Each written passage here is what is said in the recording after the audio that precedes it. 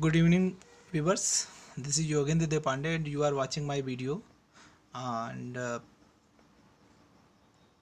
if you are new on my channel, so please like, share, and subscribe. So today I will discuss the class 11th mathematics. So today is the probability. Okay. तो इस school mathematics में हम आपका स्वागत करते हैं, जिसमें हम आपको एकदम टू द पॉइंट एक एक सारी चीज़ों को हम आपको समझाते हुए आगे चलेंगे, जिससे आप अपने नोट्स को भी प्रिपेयर कर सकते हैं। और उसको आप अगर अपने नोट्स को प्रिपेयर करते हैं तो उसको पढ़ने में आपको आसानी होगी। अदरवाइज़ बहुत मुझे ऐसा नहीं करना है कि मैं केवल क्वेश्चंस को आपको बताते हुए चलूँ। मुझे क्या करना है, टॉपिक वाइज भी मैं आपको बताते चल रहा हूँ, जिससे क्या हो सकता है कि चैप्टर को पढ़ने में, समझने में और उसको सॉल्व करने में आपको आसानी होगी। ओके, हम टू द पॉइंट को करते चलते हैं। बट आपसे रिक्वेस्ट है कि अगर आप हमारे चैनल पर नए हैं तो प्लीज़ आप चैनल को हमारे शेयर भी कीजिए, लाइक भी कीजिए और सब्सक्राइब भी कीजिए, जिससे हमारी हर वीडियो का नोटिफिकेशन आप तक पहुँच सके। ओके, तो सबसे पहले देखिए, इस प्रोबेबिलिटी में हम ये समझेंगे कि प्रोबेबिलिटी क्या होता है। तो आई थिंक आप क्लास 9 से ही प्रोबेबिलिटी पढ़ते चले आ रहे हो। तो प्रोबेबिलिटी का मतलब ये होता है अनसर्टेनिटी या पॉसिबिलिटी। जहाँ पर भी पॉसिबिलिटी वर्ड यूज़ होता है उसको हम प्रोबेबिलिटी बोलते हैं। जैसे आज बारिश हो सकती है, आज मैं मार्केट जा सकता हूँ, या ये भी बोल सकता हूँ कि जैसे अगर प्रेजेंट टाइम में आप बहुत अच्छा वर्क कर रहे हो तो हम ये बोल सकते हो कि आप एग्ज़ाम में 90% मार्क्स ऑब्टेन कर सकते हैं। ओके, और अगर बाय द वे अगर आपकी तबीयत ख़राब होती है या कुछ ऐसे आपके साथ इंसिडेंट हो सकते हैं जिससे आप एग्ज़ाम में फ़ेल भी हो सकते हो, एग्ज़ाम छोड़ भी सकते हो, तो वो अनसर्टेनिटी होता है या पॉसिबिलिटी होता है। तो इस टाइप के जो स्टेटमेंट होते हैं उनको हम प्रोबेबिलिटी बोलते हैं। ओके, अब आगे अगर हम बढ़ते हैं तो हमारा नेक्स्ट टॉपिक है random experiment and sample space. तो देखिए, आप के लिए रैंडम एक्सपेरिमेंट तो आपने क्लास 10th में पढ़ा था, बट यहाँ पर ये जो सैम्पल स्पेस वर्ड है ये आपके लिए थोड़ा सा नया है। तो सबसे पहले रैंडम एक्सपेरिमेंट से पहले आप ये समझिए कि एक्सपेरिमेंट क्या होता है। ठीक है, तो उसके बाद हम आप थोड़ा सा आगे बढ़ते हैं कि रैंडम एक्सपेरिमेंट क्या होगा, उसको भी हम डिस्कशन करें। पहले एक्सपेरिमेंट देखिए क्या होता है। तो एक्सपेरिमेंट होता है an operation which can produce some well defined outcome is called the experiment.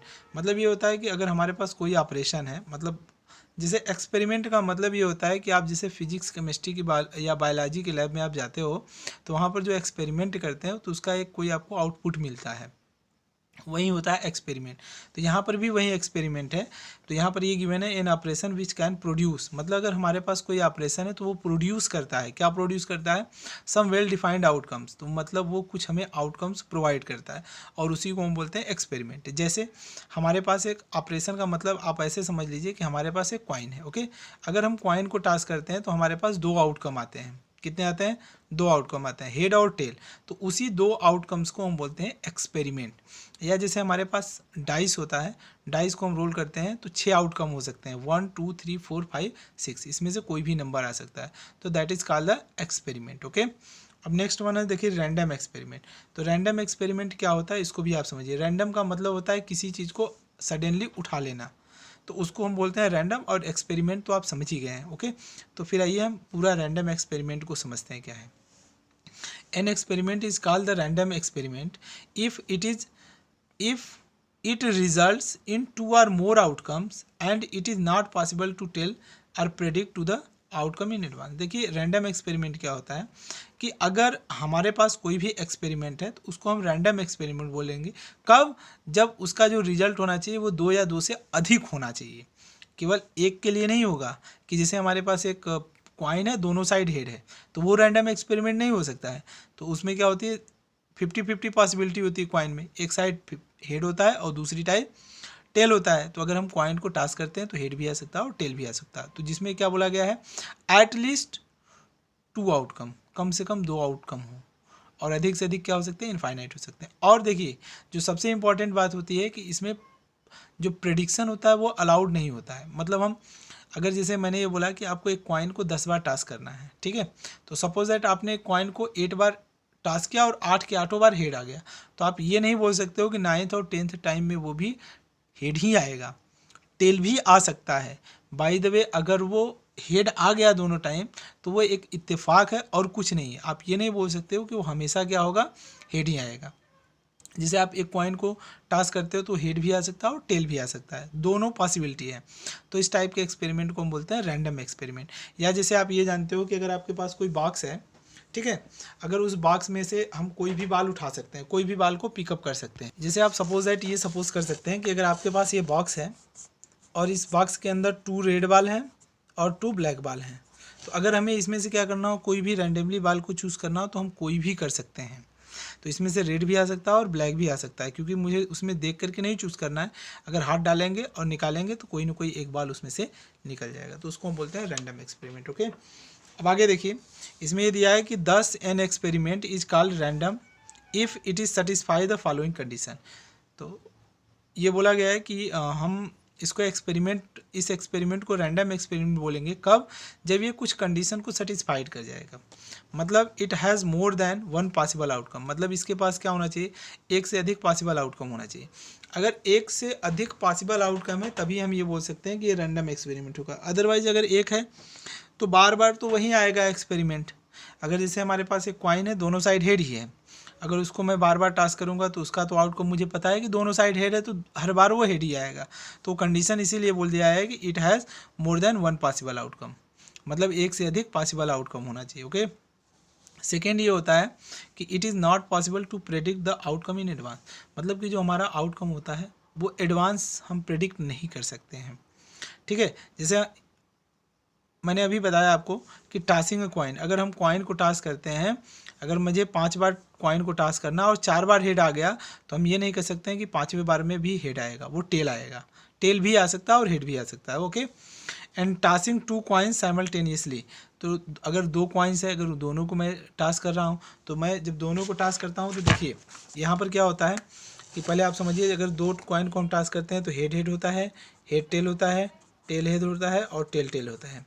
ये हमारे आउटकम होते हैं। ओके, तो अगर सपोज दैट मेरे को एक कॉइन है, जो सॉरी 2 कॉइन्स हैं जिनको मुझे साइमल्टेनियसली टास्क करना है, मतलब दोनों को साथ साथ कुछ इस तरह से टास्क करना है ऐसे। ओके, तो जब इस तरह से टास्क करना है तो अगर मान लीजिए कितनी बार मुझे टास्क करना है, 3 टाइम्स करना है। मान लीजिए कि मैंने 2 टाइम्स टास्क कर दिया, तो 2 टाइम्स अगर टास्क किया तो मेरा आ गया हेड हेड। ओके, तो हम थर्ड टाइम में ये नहीं बोल सकते हैं कि ये हेड हेड आएगा, क्योंकि इसके अदर देन ये भी 3 में से कोई भी आ सकता है। ओके, तो ये कंडीशन को वो फॉलो करना चाहिए। ओके, अब आगे देखिए, अब हमारे पास एक नया टॉपिक आ गया सैम्पल स्पेस, जो देखिए ये स्पेशली क्लास 11th का टॉपिक है। अभी जो मैंने जितनी सारी चीज़ें बताया वो आपको क्लास 10th की चीज़ें बताई है। ओके, और आपकी ये देखिए न्यू टॉपिक है सैम्पल स्पेस। सैम्पल स्पेस क्या होता है इसको देखिए, तो थोड़ा सा देखिए, हमारी हैंड राइटिंग अगर आपको प्रॉब्लम कर रही है तो उसके लिए आई एम सॉरी, बट मैं एक एक वर्ड आपको पढ़ते हुए चल रहा हूँ, जिससे आप अपने नोट्स को कंप्लीट कर सकते हैं। नोट्स को कंप्लीट करने में कोई प्रॉब्लम नहीं होगी। ओके, तो बट अगर आपको हैंड राइटिंग थोड़ी सी प्रॉब्लम क्रिएट हो रही होगी, समझ में नहीं आ रही होगी, तो आप उसको कमेंट के थ्रू बोल सकते हैं। सो मैं कोशिश करूँगा कि नेक्स्ट टाइम थोड़ी सी अच्छी हैंड राइटिंग आए। ओके, सैम्पल स्पेस देखिए, सैम्पल स्पेस क्या होता है, जिसे आप सेट पढ़े होंगे तो वहाँ पर एक पढ़े थे यूनिवर्सल सेट। ओके, जो सेट में काम होता है यूनिवर्सल सेट का, वैसे ही यहाँ पर प्रोबेबिलिटी में काम होता है सैम्पल स्पेस का। दोनों को आप देख लीजिए, पहले कह दिया the collection of all possible outcome, मतलब कि हमारे पास जितने भी ऑल पॉसिबल आउटकम होते हैं उनका एक कलेक्शन, उनका एक कलेक्शन जो होता है ऑफ अ रैंडम एक्सपेरिमेंट। किसका, रैंडम एक्सपेरिमेंट के आउटकम का जो कलेक्शन होता है उसको हम बोलते हैं sample space associated with it, जो इसके साथ क्या होता है, एसोसिएट होता है। It is usually denoted by capital S, और जो सैम्पल स्पेस होता है उसको हम जनरली कैपिटल एस से डिनोट करते हैं। Each element of sample space, each element of sample space is called a sample point. तो सैम्पल स्पेस के जितने भी पॉइंट्स होते हैं उसको, सॉरी, सैम्पल स्पेस के जितने भी एलिमेंट्स होते हैं उसको हम बोलते हैं सैम्पल पॉइंट। जैसे आप एग्जांपल के लिए समझ सकते हैं कि अगर मैंने 2 कॉइन्स को टास्क किया तो आप उसका सैम्पल स्पेस बनाइए। तो 2 कॉइन्स का अगर हम टास्क करते हैं तो हम ये जानते हैं कि कितने आउटकम होंगे, 2 टू द पावर n, मतलब n क्या होता है, number of tasking of coin, sorry कितने कॉइन्स को हम टास्क कर रहे हैं। 2 कॉइन्स को टास्क करते हैं तो 2 कॉइन्स को करेंगे तो 2 to the power 4, 2 to the power 2, 2 to the power 2 का मतलब कितना हुआ 4, तो कितने आउटकम होंगे 4। अगर 3 कॉइन्स को किए तो 2 पावर क्यूब इक्वल्स टू 8 हो जाएगा। तो ये आउटकम्स होंगे। अब इसका हमें सैम्पल स्पेस बनाना है। तो सैम्पल स्पेस अगर आप इसको बनाते हैं तो देखिए ये क्या होगा, हेड हेड होगा, हेड टेल होगा, और टेल हेड होगा, और टेल टेल होगा। अगर इसको हम कर्ली ब्रैकेट में कुछ इस तरह से राइट कर लेते हैं तो this is called the sample space. और अगर इसके हम किसी एक पॉइंट को राइट कर लें या दो पॉइंट को, जैसे एच एच या एच टी राइट कर लें, तो इसको हम क्या बोलेंगे, सैम्पल पॉइंट बोलते हैं। ओके, उसके किसी एक या दो पॉइंट को अगर हम साथ लेकर के चलते हैं तो उसको हम क्या बोलते हैं, सैम्पल पॉइंट बोलते हैं। ओके, तो आई थिंक हमारे समझ से कि आप इसको समझ गए होंगे कि सैम्पल स्पेस क्या होता है। S equals to H T, S equals to 1 2 3 4 5 6। ये अगर हम किसी डाइस को रोल करते हैं तो ये हमारे आउटकम्स होते हैं, और अगर हम कॉइन्स को टास्क करते हैं तो ये हमारे आउटकम होते हैं हेड और टेल। तो उसका ये सैम्पल स्पेस है और डाइस का सैम्पल स्पेस ये है। ओके, तो इस तरह से हम क्वेश्चन को कर सकते हैं। तो आइए हम थोड़ा सा अपने एक्सरसाइज की तरफ मूव करते हैं। ओके ओके, आइए तो देखिए हमारा 16.1 एक्सरसाइज है। In each of the following exercise 1 to 7 describe the sample space for the indicated experiment. हमारे पास जितने भी एक्सपेरिमेंट दिया गया है इसके लिए हमें क्या करना है, सैम्पल स्पेस को डिस्क्राइब करना है। मतलब ये बोला गया है a coin is toss 3 times, ठीक है, और a dice is throw 2 times, a coin is toss 4 times, a coin is toss and die is thrown, a coin is toss and then die is roll only in case a head is show on the coin. मतलब ये दिया है, देखिए हम इसको आपको बताते हैं। ओके ओके, तो देखिए जो फर्स्ट क्वेश्चन है उसमें वो ये बोला गया है कि a coin is tossed 3 times. जो क्वेश्चन नंबर फर्स्ट है इसमें बोला गया है a coin is tossed to 3 times. मतलब एक कॉइन को हमें कितनी बार टास्क करना है, 3 टाइम्स। तो इसके लिए हमें क्या राइट करना है, सैम्पल स्पेस। तो देखिए हम थोड़ा सा राइट करते हैं, इसमें लिखते हैं कि when a coin task 3 times then the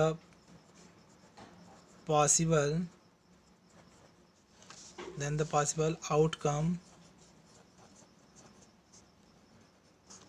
is 2 to the power 3। कितने होंगे, 8 होंगे। ओके, तो कितने आउटकम हुए, 8 हुए। अब इस 8 आउटकम को हमें सैम्पल स्पेस में राइट करना है। तो आप बात को ध्यान से समझिए। देखिए हम कैसे राइट करते हैं, किसी भी आउटकम्स को राइट करने का, जैसे हमारे पास 8 आया, अब इसको हमें 8 को राइट करना है। 8 का हाफ कितना होता है, 4 होता है। तो 4 टाइम्स आप हेड राइट करेंगे और 4 टाइम्स आप टेल को राइट करेंगे, 1 2 3 4। ओके, फिर 4 का हाफ क्या होता है, 2 होता है। तो 2 टाइम्स हेड आप राइट करोगे, 2 टाइम्स टेल राइट करोगे, 2 times head and 2 times tail. और 2 का हाफ क्या होता है, 1 होता है। 1 times head, 1 times tail, 1 times head tail, 1 times head tail, 1 times head, 1 times tail. तो इस तरह से आप इसको राइट करेंगे। ओके, तो यहाँ पर देखिए हम सैम्पल स्पेस डायरेक्ट बना देते हैं। तो हमारे पास जो सैम्पल स्पेस होगा वो क्या होगा, S equals to H H H, फिर क्या होगा, H H T, okay, and H T H, okay, and H T T, okay, and T H H, ये होगा। और उसके बाद ये हो जाएगा T H T and T T H और टी टी टी, ये होगा। आप काउंट कर सकते हैं, आपके पास टोटल 8 होंगे, 1 2 3 4 5 6 7 8। तो इस तरह से आपको सैम्पल स्पेस बनाना। ओके, अब देखिए यहाँ पर क्या है, ए डाई इज थ्रोन 2 टाइम्स। अब ये बोला गया है एक डाइस को 2 टाइम्स थ्रो किया जाता है। तो अगर हम ये जानते हैं कि किसी डाई को जब 2 टाइम्स थ्रो किया जाता है, तो आप ये देखिए, ये क्लास 10th का क्वेश्चन है, इसको आप पढ़े भी हैं और यहाँ पर भी हम बता देते हैं। तो अगर जब एक डाइस को 2 टाइम्स थ्रो किया जाता है तो उसके टोटल आउटकम क्या होते हैं। तो यहाँ पर राइट कर लीजिए, the die is thrown 2 times, then the possible outcome is, इसका क्या होता है, फार्मूला होता है 6 to the power n equals to 6 square equals to 36। 2 बार किया गया। ओके, अब देखिए हमें क्या करना है, इसका सैम्पल स्पेस बनाना है। तो सैम्पल स्पेस इसका हमें कैसे बनाना है, इसको हम ध्यान से आप समझिए। देखिए हम बनाते हैं, ये मान लीजिए कि हमारे पास यस हो गया सैम्पल स्पेस। अब इसको देखिए हम कैसे राइट कर लेते हैं। मान लीजिए कि हमारे पास जो पहली डाई है उस पर 1 आया होगा, तो दूसरे पर भी हम सपोज कर लेते हैं 1, और दूसरे पर, पहले पर 1, दूसरे पर 2, फिर 1 3, 1 4, 1 5 एंड 1 6। मैं ऐसा इसलिए कर रहा हूँ कि जिससे आपको राइट करने में थोड़ी प्रॉब्लम ना हो। मान लो कि पहले पर 1 आया हो, पहले पर 2 आया हो, तो ये हो गया पहले पर 2, दूसरे पर 1, 2 2, 2 3, 2 4, 2 5 एंड 2 6। ये भी हो सकता हो कि इस पर 3 आया हो, 3 1, 3 2, 3 3, 3 4, 3 5 एंड 3 6। ये भी तो हुआ होगा कि पहले वाले पर 4 आया हो, दूसरे पर 1 आया हो, 4 2, 4 3, 4 4, 4 5 एंड 4 6, कुछ ये ऐसे आया हो। ओके, और ये भी हो सकता हो कि इधर 5 1, 5 2, 5 3, 5 4, 5 5, 5 6, और ये कुछ ऐसे हुआ 6 1, 6 2, 6 3, 6 4, 6 5 एंड 6 6, कुछ ये इस तरह से आया हो। मतलब आप ऐसे समझिए कि मैंने ऐसा सपोज कर लिया कि पहले वाले पर 1 आएगा, तो दूसरे पर 1 आ सकता है, 2 आ सकता है, 3 4 5 और 6 आ सकता है। ये भी तो हो सकता है कि पहले कॉइन पर 2 आया हो, दूसरे पर 1 आया हो, फिर पहले पर 2 आया हो, दूसरे पर भी 2 आया हो, 2 3। तो इस तरह से मैंने इसको राइट कर लिया, क्योंकि जिससे आपको क्या हो, हम चाहते तो पूरी को मिक्स करके राइट करते, तो वहाँ पर थोड़ा सा हमको भी राइट करने में प्रॉब्लम होता और आपको समझने में भी प्रॉब्लम होता। तो इस वजह से इसको मैंने अल्टरनेटिवली नोट किया। तो हमारा देखिए सेकेंड क्वेश्चन का ये सैम्पल स्पेस हो गया। Okay, so I hope you can write sample space. अब आपको किसी भी सैम्पल स्पेस को राइट करने में कोई प्रॉब्लम नहीं होगी। ओके, नाउ नेक्स्ट क्वेश्चन देखिए। नेक्स्ट क्वेश्चन में आपको ये बोला है कि कॉइन इज टास्क 4 टाइम्स। अब अगर एक कॉइन को 4 टाइम्स टास्क किया जाएगा तो उसके टोटल आउटकम कितने हो जाएंगे, आप ये जानते हो, 2 to the power 4 equals to 16। तो इसमें क्या होगा, 8 टाइम हेड होगा, 3 4 5 6 7 8 1 2 3 4 5 6 एंड 7 8। फिर 8 का हाफ क्या करेंगे, 4 टाइम्स 8, 1 2 3 4, 4 टाइम्स टेल, 1 2 3 4, फिर 4 टाइम्स 8। तो इस तरह से आप इसको आप राइट कर सकते हो सैम्पल स्पेस को। ओके, अगर आपको कोई प्रॉब्लम होगी तो आप कमेंट के थ्रू बता सकते हो। Okay, and question number 4 is a coin is toss and dice is throne. देखिए क्वेश्चन ये हम आपको बता देते हैं। क्वेश्चन नंबर 4, इसमें बोला गया है कि a coin is toss and a dice is a thrown. मतलब जब एक डाइस, एक कॉइन को अगर टास्क किया जाता है तो डाइस को भी रोल किया जाता है। तो मान लेते हैं कि चलो मैंने डाइस कॉइन को टास्क किया, हेड आ गया। ओके, तो फिर मुझे क्या करना है, डाइस को भी रोल करना है। तो डाइस में क्या आ सकता है, 1 आ सकता है, फिर 2 भी तो आ सकता है, H3 भी आ सकता है, H4, H5 और H6। ये भी तो हो सकता हो कि उसमें हेड ना आया हो, टेल आया हो।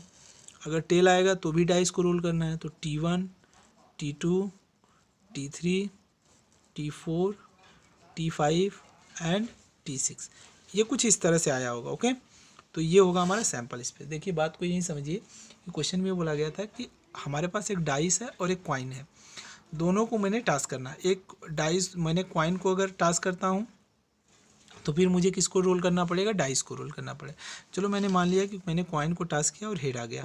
ओके, तो अगर ये हेड आया तो फिर मुझे क्या करना है, डाइस को रोल करना है। तो मैं डाइस को रोल किया, तो डाइस में हमारे पास 6 कंडीशन है, 1 2 3 4 5 6, कुछ भी आ सकता है। तो मैंने 1 2 हेड के साथ 3, फिर हेड के साथ 4, हेड के साथ 5 और हेड के साथ 6। तो ये भी तो हो सकता हो कि हेड ना आया हो, टेल आया हो। तो T1, T2, T3, T4, T5 और T6, ये हो सकता है। Okay, so this is the sample space. Okay, now next question number 5। देखिए क्वेश्चन नंबर 5 थोड़ा सा अच्छा क्वेश्चन है, थोड़ा सा अच्छा क्वेश्चन है। क्वेश्चन 5, क्वेश्चन नंबर 5 ये बोला गया है, a coin is toss and then a dice is roll only in case a head is show in the coin. मतलब ये बोला गया है कि हम एक कॉइन को टास्क करते हैं और एक डाइस को रोल करते हैं। अगर मैंने कॉइन को टास्क किया, अगर हेड आएगा तो मुझे डाइस को रोल करना है, अगर टेल आएगा तो मुझे कुछ नहीं करना है। तो देखिए तो मान लीजिए कि हमारा जो सैंपल स्पेस होगा वो ये बोला जा रहा है, फिर से आप क्वेश्चन को समझिए कि क्वेश्चन में ये बोला गया a coin is toss and then a dice roll. एक कॉइन को टास्क किया जाता है, फिर डाइस को रोल किया जाता है। कब? जब उस कॉइन पर हेड आता है। तो चलो मैंने मान लिया कि अगर मैंने टास्क किया टेल आ गया, अगर टेल आएगा तो मुझे कुछ नहीं करना है, इसको एज इट इज़ छोड़ देना है। तो बट ये भी तो हो सकता हो कि मैंने टास्क किया, टेल ना आकर के हेड आया हो। अगर हेड आया तो मुझे क्या करना है, डाइस को रोल करना है। तो डाइस को रोल करेंगे तो क्या क्या पॉसिबिलिटीज़ होगी, H1, H2, H3, H4, H5 and H6। तो इस तरह से ये हो जाएगा हमारा सैम्पल स्पेस।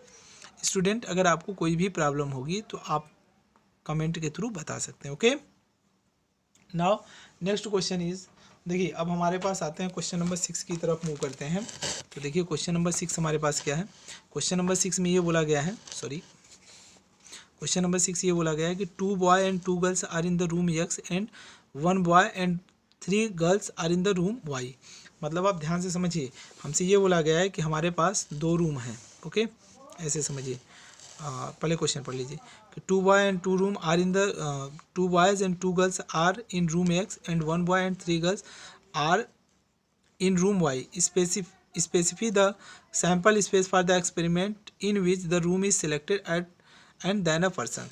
तो मतलब ये बोला गया है कि हमारे पास सपोज दैट 2 रूम हैं। ठीक है, आप ऐसे समझिए कि हमारे पास एक रूम ये X है और एक रूम हमारे पास ये Y रूम है। ठीक, तो इसमें ये बोला गया है कि इसमें 2 बॉय हैं, 2 बॉय हैं और 2 गर्ल्स हैं। मान लीजिए कि 2 बॉय कौन कौन है, B1 और B2 हैं, और 2 गर्ल्स कौन है, G1 और G2 है, इस तरह से। ठीक है, अब इसमें क्या है, एक बॉय है। मान लीजिए कि इसमें B1 B2 तो हो गया, तो इसमें क्या हो जाएगा, B3। और इसमें कितनी गर्ल्स हैं, 3 गर्ल्स हैं। तो इसमें 3 गर्ल्स कौन हो जाएंगी, G3, G4 और G5। अब इसमें से आप सपोज कर लीजिए कि मुझे कुछ स्टूडेंट को चूज़ करना है किसी कंपटीशन के लिए। आप सपोज कर लीजिए, ये बुक में दिया नहीं है बट मैं आपको अपनी तरफ से बता रहा हूँ। तो अगर मुझे इनमें से अगर बच्चों को कुछ चूज़ करना हो, जो ये पर्सन है, आप ध्यान से समझिए, ये कोई पर्सन है जो इस रूम X में भी जाता है और रूम Y में भी जाता है, बारी बारी से जाएगा। तो रूम X में से बच्चों को वो किस टाइप से चूज़ कर सकता है और रूम Y में से बच्चों को किस टाइप से चूज़ कर सकता है। तो देखिए वो कुछ ऐसे करेगा चूज़, ये जो सैंपल स्पेस बनेगा ये ऐसे करेगा। ये जो X रूम है, X रूम में से क्या कर सकता है, B1 को चूज़ कर सकता है। हो सकता है कि B1 को ना चूज़ करके B2 बॉय 2 जो बॉय 2 है उसको चूज़ करे, या ये भी हो सकता है कि दोनों को ना चूज़ करके वो गर्ल्स को चूज़ करे। ये भी हो सकता है कि इसको ना चूज़ करके वो इसमें से चूज़ करे। ओके, बट ये भी हो सकता है कि वो इस रूम X में से किसी को भी ना चूज़ करे, वो किस में से चूज़ करे, Y में से। तो Y में से क्या हो सकता है, Y B3 and YG3 and YG4 and YG5। तो वो इस तरह से बच्चों को चूज़ कर सकता है। ठीक है, तो ये देखिए हो जाएगा हमारा सैंपल स्पेस इस क्वेश्चन के लिए। Okay, so I hope you have to understand this question, otherwise if you have a problem so please comment me. Okay, next question number 7। देखिए क्वेश्चन नंबर 7 ये है कि 1 die of red colour, 1 of white colour and 1 of the blue colour are placed in the bag. मतलब किसी bag में बोला गया है कि एक रेड कलर का बाल, एक वाइट कलर का बाल और एक ब्लू कलर का बाल प्लेस किया गया। अब इसमें से ये बोला गया है कि 1 die is selected at the random and roll. एक डाइस उसमें से निकाला जाता है और रोल किया जाता है। ओके, तो its colour and the number on it the upper most face is noted. तो वो जो कलर है और उसके ऊपर जो नंबर आता है 1 2 3 4 5 6 उसको नोट किया जाता है। तो यहाँ पर दिया है तो डिस्क्राइब द सैंपल स्पेस। तो आपको सैंपल स्पेस बनाना है। पहले आप ध्यान से समझिए, देखिए क्वेश्चन नंबर 7 ये है। क्वेश्चन नंबर 7 में ये बोला गया है कि देखिए आप समझिए, आपके पास कोई एक बॉक्स है। ठीक, इस बॉक्स के अंदर कुछ आपके पास एक रेड बाल है, एक वाइट बाल है और एक ब्लू बाल है। 1 रेड बाल है, 1 वाइट बाल है एंड 1 ब्लू बाल है। इतनी बाल है। अब इसमें से क्या किया जाता है, एक बाल को रैंडमली चूज़ किया जाता है, वो बाल कोई भी हो सकती है। जब उसको चूज़ किया जाता है तो फिर क्या किया जाता है, डाइस को रोल किया जाता है। फिर से मैं आपको पढ़ के बता देता हूँ। 1 die of red colour, 1 die of white colour and 1 of the blue colour are placed in the bag. 1 die is selected at the random and roll. इसमें से क्या किया जाता है, एक डाइस को सेलेक्ट किया जाता है और रोल किया जाता है, and the number on the upper most face, उसके अपर मोस्ट फेस पर जो नंबर आता है उसको नोट किया जाता है। देखिए मान लीजिए कि हमारे पास जो सैम्पल स्पेस बनेगा वो ये होगा। मान लीजिए कि जैसे मैंने रेड को चूज़ किया, ठीक है, तो ये तो मैंने चलिए रेड को उसमें से चूज़ क्या किया कि मैंने उसमें से निकाला, रैंडमली चूज़ कर लिया, वो कौन सा बाल निकल गया, रेड निकल गया। जब रेड आता है, डाई, कौन रेड आता है, बॉल नहीं, रेड डाइस आता है, तो उसको हम क्या करेंगे, रोल करेंगे। तो रोल करेंगे तो क्या क्या होगा, 6 पॉसिबिलिटी हो जाएंगी। 1 आएगा, या तो 2 आएगा, या तो 3 आएगा, या तो 4 आएगा, या तो 5 आएगा, या तो 6 आएगा। अच्छा ये भी तो हो सकता हो कि अगर मैंने बाल निकाला हो तो रेड ना आया हो, रेड के प्लेस पर ब्लू भी तो आ सकता है, वाइट भी आ सकता है। अगर वाइट आएगा तो इसमें भी वही कंडीशन हो जाएगी, W1, W2, W3 and W4, W5 and W6। अच्छा ये भी हो सकता हो कि रेड भी ना आया हो, वाइट भी ना आया हो, कौन आया हो, ब्लू आया हो। तो इधर क्या हो जाएगा, B1, B2, B3, B4, B5 and B6। तो ये इस तरह से हमारा सैम्पल स्पेस बनेगा। देखिए ये हमारी कुछ कंडीशंस होती हैं, इस तरह से आप क्वेश्चन को कर सकते हैं। ओके, तो स्टूडेंट आज के इस वीडियो में बस इतना ही, और अगर आपको वीडियो अच्छा लगा हो तो प्लीज़ लाइक, शेयर, सब्सक्राइब और कमेंट करना ना भूलें, जिससे हम आपको नेक्स्ट वीडियो बहुत ही जल्द प्रोवाइड करेंगे। ओके, थैंक यू एंड जय हिंद।